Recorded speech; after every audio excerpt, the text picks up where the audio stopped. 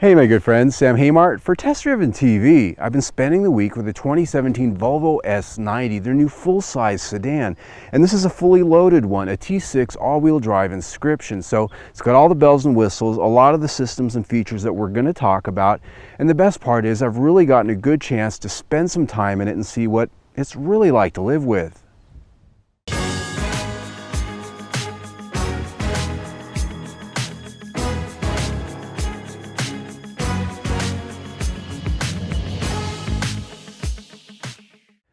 Now, even though the S90 is the largest car that Volvo offers, you wouldn't compare this to the largest car that Mercedes or BMW offers. No, this is technically a midsizer when it comes to luxury cars. So instead of the 7 Series, you compare it to a BMW 5. Instead of the S-Class, a Mercedes-Benz E-Class, the GS from Lexus, and so on. And so as we look at this, you're going to see right up front, we've got completely unique styling here. It's all new for the Volvo. You've got a square grille here that's very business-like. And the one thing I point out here as we look at the front is you don't see a big blank spot for a radar sensor. They've hidden that quite well. And believe me, this has everything there is to have: the pilot assist, semi-autonomous driving, radar cruise control, all of those things, and we'll get to that here in a few minutes. Over here, the headlights, these are an optional headlight on this. These have the Thor's hammer driving light built right in, and these are actually LED headlights on this. They turn with you at night, and as you can see, they light up very interestingly. Now the wheels on this, the Inscription comes with 19-inch alloy standard. Here you're going to see the 20-inch alloys that are a little bit larger, and they have a satin chrome finish. Very elegant looking, and looking right there you can see that this actually has quite a long front end for a front-wheel drive based car. It really does have a little bit more of a rear-wheel drive stance. Coming down the side of the S90, that sense of length really continues here, because even though the wheelbase here is 115 inches, which is class average, it's not quite as tall as a lot of them. So along with that longer front end and the general design with long straight lines here, you do have a big sense of length. This car actually looks a lot larger than it is. The nice chrome strip along the bottom there does help out with that as well. Now as we get back here to the rear flanks, you've got a sort of interesting window treatment here that's different from almost anything else in the class. I like it. I think it works really well. And I really do think it says Volvo, even though it is something new for the brand. The rear 3/4 view back here, something a little bit different, unexpected. A lot of people, when they first see this, I've really heard a lot of comments that it wasn't liked at first. At first, I'll admit that I didn't really kind of warm up to it, but now that I see it in 3 dimensions, I think it does have a really nice planted stance back here. Big LED taillights. You can get a lip spoiler for the deck lid back there that gives it a little bit more of a sporty look, but those rear tailpipes down there in the lower fascia do a pretty good job all by themselves. There are a few brands out there that do better interiors than Volvo. I put this right up there with Audi. I put it right up there with Lexus. These are car companies that know how to do an interior, and Volvo just does it differently. Their design in here is always nice and clean. It's clearly Scandinavian, very much like you'd find in a Scandinavian design furniture store. It's simple, it's clean, and it's pure. Here we've got genuine materials everywhere you look. I've got genuine leather on the dash. Trims on the door panels are very nicely stitched, and we've got wood. This walnut trim in here, a nice sculpted look with a matte finish and a genuine open pore. Very nicely done wood and genuine aluminum here. You see that over here on the doors, the door panels, and the rest of the interior. What looks like metal typically is. Very well done. And as I sit here, it just has a nice soothing look and a nice soothing feel. Very nice environment here for a long day of driving behind the wheel, and I've done that with this car. It's very comfortable, and that starts with these seats. Power adjustable seats. They're both heated and ventilated up front, heated in the rear on this car, and these seats are infinitely adjustable. Down here on the side I've got adjustments. These particular seats do require a little bit of interaction with the infotainment screen to finish up some of those adjustments. A little bit of a pain in the neck, but once you get it set, it's very well done. And of course, you've got memory settings here that you can store. The one thing I'd point out here is that the tilt and telescoping steering wheel, not power operated here, so it does have a manual adjustment, so it isn't stored with your memory settings. As I find a nice comfortable position here, looking forward through the steering wheel, a full TFT gauge cluster that's customizable. Graphics are very crisp and clean, and it's got a couple of nice features. Not only does it show you the speed limit signs, but in Scottsdale, where I do a lot of work and a lot of filming, there's actually a lot of cameras in Scottsdale, and it actually lights up an icon where there's going to be a traffic camera, so it gives you a little bit of a warning. I like that. I love that. As I look around here, some of the materials in here, while most of it's good, there are some cheap plastics, especially right here where you lay your hand, an odd place to put something like that. And some of the switch gear, while most of it's good, some of it has sort of a chintzy feel, a little bit out of place, so there's not an entire consistency going on here, but for the most part, it's good. When it comes to storage, there's actually quite a lot here. Down on the side of the console, you've got a map pocket, and here on the top of the console, this roll-top wood door opens, and you've got cup holders in here and a small cubby. There's a power port up front, another little cubby opens up. Not really good for very much in terms of what you can put down there, but it's just another storage area. Here, a nice big storage area down inside, and this is also where the CD player is, right there inside. And some more ports are in there as well, your USB ports, and all your power ports that you need are right here. The rear seat of the S90 is actually quite roomy back here, as you can see, and that goes to the wheelbase that's here. And even in spite of the fact that this has a relatively low roofline, there's plenty of headroom back here to go with the legroom. And just so you know, these seats are about halfway forward, halfway back, except for my height, about 5'9".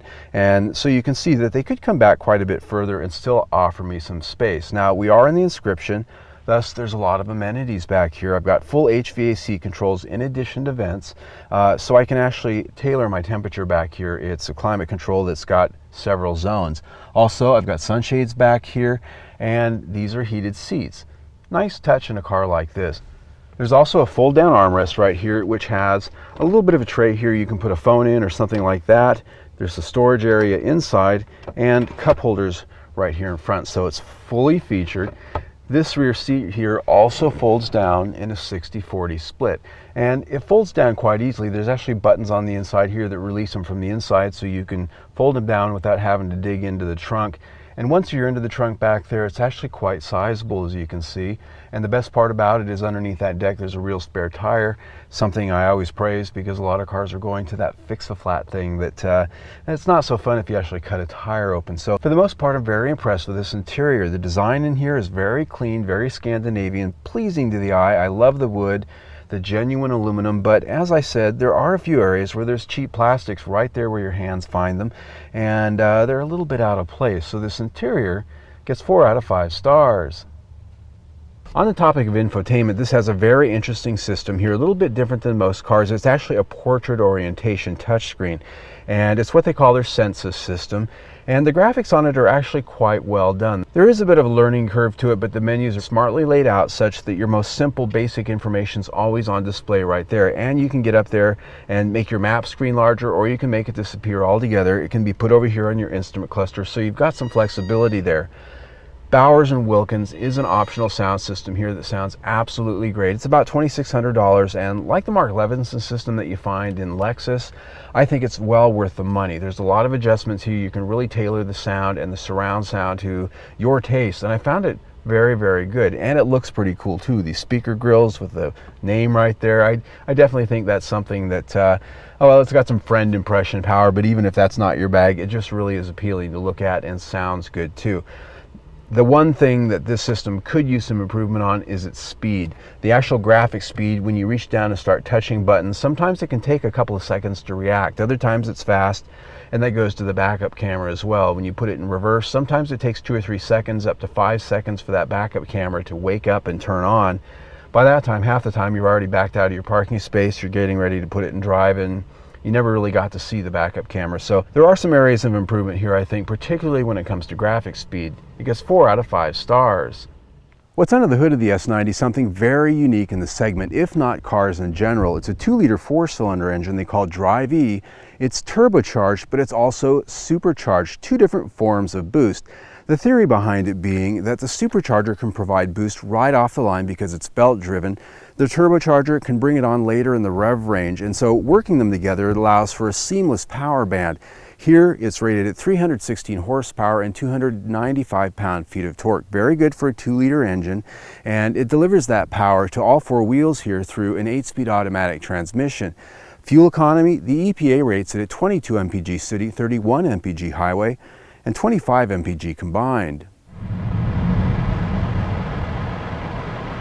Well, my friends, whenever I start a test drive, the first question I always ask is, how does it go? Woo! Nice little punch in the back there. And the one thing I really noticed, and maybe you noticed or didn't notice, is the fact no torque steer. I just took off full throttle from a stop, turning a corner, and this thing didn't at all try to grab that wheel out of my hands. That is very, very impressive. And that, in this case, goes to the all-wheel drive system, which does a great job of delivering power to the rear wheels enough such that it doesn't affect the steering when you give it full power. And that goes for a straight line, going around curves, and even taking off from a stop there. So that I'm very impressed with. The power here, not the fastest thing in the world. 316 horsepower is plenty, 295 pound-feet of torque is plenty. This is a pretty heavy car though, 4,200 pounds, so with the all-wheel drive it does take a moment or two to get this thing moving. But the thing that really sort of makes me think about this is the fact that we're in a car that costs about $66,000, pushing 70. My perception of luxury cars is that you ought to get something maybe a little bit elevated, a little bit more than your average everyday sedan, and that would be a 4-cylinder to me. And so when I start thinking of Mercedes-Benz, BMW in this size class and this price class, I'm thinking smooth 6-cylinder engine, maybe even an available V8. Well, Volvo doesn't offer that, and even though this has the power of a 6-cylinder engine, it still sounds like a 4-cylinder, it still feels like a 4-cylinder, and it just doesn't have that silky smoothness that some people might expect in a luxury car. So that's just my perception, my opinion on that matter. What is an opinion is fuel economy. Now, this car is rated at 25 mpg, combined city highway. In my week with it, I got 21, and I didn't really drive it this hard in that week. So I really actually struggled to get that 21, and that took quite a bit of freeway driving to get that average up. So that really again goes to the fact that we're in a 4-cylinder engine with 2 forms of boost. It has to work hard to move this heavy car, and when you do ask for power, not only are we driving a supercharger with a belt, but that boost is on, so that always affects fuel economy. So as I rate this powertrain, I look at those two things, the refinement factor as well as the efficiency. So powertrain comes in at 4 out of 5 stars. Going down the road when it comes to ride and handling, this is a very quiet car. Volvo's done a great job at quiet tuning this car. That goes to special tires that reduce road noise, it goes to insulated glass right here, and it goes to a lot of sound deadening in the chassis that really make it quiet, both on the highway and out here driving around town in my neighborhood. And they've tuned the suspension on this relatively firm, so it does have a very European feel that's, I would say, more akin to BMW than, say, Mercedes-Benz, which typically has a bit of a softer ride. Very similar to Lexus as well, although it feels a little bit lighter on its feet than a lot of Lexus cars. They definitely feel like a big heavy brick rolling down the road. The one thing that I have noticed in my week of driving it is that on smooth roads like we're on right now, everything's good. Tar strips, you do get a little bit more tire slap there, but the big thing is if you have potholes or speed bumps, things like that, the suspension travel on this seems to be pretty short because it's very easy to hit the bumpers on this thing. If you hit a big bump with any level of speed, it comes crashing through in here, almost to the point of jarring your teeth. It can be actually quite abrupt. So that's one area where the tuning on this isn't quite as premium as I might have hoped, because it just loses its composure the minute you start getting over the rough stuff. Other than that, the steering feel has a reasonably good feel, but it does have that numb electric steering that most cars have out there right now. My big takeaway here is that this chassis is tuned for a little bit more feel, a little bit more of a sporty response than you might find in some of the luxury sedans out there, and it still offers that same quiet vault-like ride that you might find in, say, a Lexus. But what it does do is it can get rough when the going gets rough. So chassis comes in at 4 out of 5 stars. Of the many driver assistance systems this has the new semi-autonomous driving feature called Pilot Assist. Now, it's a combination of the radar cruise control as well as the city safe and, in this case, the lane keeping. And so basically what it'll do is it will keep you steering down the center of your lane quite well, even with your hands off the wheel. Even though technically you're not supposed to take your hands off the wheel, you can actually do it. And basically how it works is you set the cruise control and you can actually take your hands off the wheel, and as you can see, there's slight adjustments going on here. It will actually keep this car going straight down your lane by reading those lines. Now obviously if it can't read the lines, it's not going to do it, but along with the cruise control, it'll measure your distance, and you can set that distance to cars that are out in front of you, and it'll speed up and slow down and even come to a complete stop. But if you keep your hands off the wheel long enough, as you can see, it wants you to do it.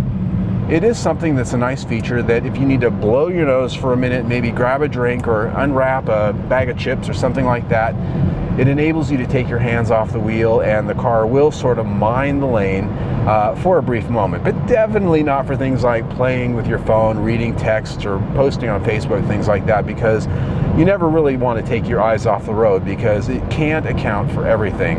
Obstacles suddenly getting in front of you, like an animal, a person, other cars coming into your lane, things like that, and of course red lights. It's not going to automatically stop for a red light, but on the cruise control portion, it will come to a complete stop if traffic does so, up to certain limitations. So it's kind of a next step to fully autonomous driving, but it's not quite there yet, which is why they call it semi-autonomous. On the topic of quality, something very, very important, especially when you're spending this kind of money. Here, they've built a good car here. It's built in Sweden. You've got excellent paint finish. The body panel fit and alignment, very, very good. The only one area that I could really complain about was a couple rattles on the interior trims as you go over bumps and things like that on rougher roads. The doors slam with a nice solid thunk. I love that always on a car like this.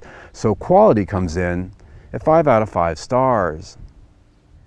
If you know the Volvo brand at all, you know that safety's their thing, right? Volvos are safe cars, even though pretty much everything else now has come around to almost the same level of safety.